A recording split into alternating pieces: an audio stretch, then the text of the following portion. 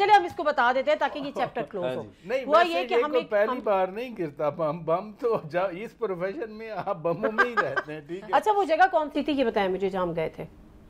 بموں والی جگہ تھی. اور ہاں بموں والی جگہ تھی. ہم آئس پی آر سے ایک چیز کو کور کرنے گئے تھے, north Waziristan, south Waziristan, south north تھا, نہیں ساؤتھ تھا. اچھا وہ جو فائرنگ وائرنگ ہوئی تھی وہی والے واقع ہے نا جہاں پہ واپسی پہ فائرنگ ہوئی تھی.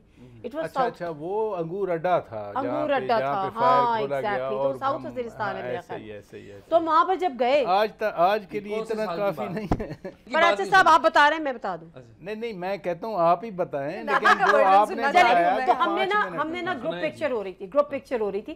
پر اچھا صاحب میرے پیچھے کھڑے ہوئے تھے, تو میں ایسے آ کے کھڑی ہوگی, تو میں ان کی طرف پلٹی, تو میں نے ان سے کہا کہ میں یہ سمجھی, تو میں نے ان کو کہا, میں نے کہا آپ چھپ رہے ہیں, آپ مجھ سے چھپ رہے ہیں. تو یہ بیچارے یہ سمجھے کہ میں ان کو کہہ رہی ہوں کہ آپ مجھے چبھ رہے ہیں. اب پراجا صاحب یوں ایک دم سے نا مطلب ان ایکسپیکٹڈلی میں ان کو کہہ رہی ہوں, اور یہ مجھے مطلب اتنا اچھا ہمارا پرانا ساتھ, اور پراجا صاحب کے جو ایکسپریشنز تھے نا, پراجا صاحب یوں کہتے کیا ہوا, کہتے میں آپ کو چبھ رہا ہوں. میں آپ کو کیوں چبھ رہا ہوں؟ میں نے کہا نہیں پراجا صاحب آپ مجھے چبھ نہیں رہے.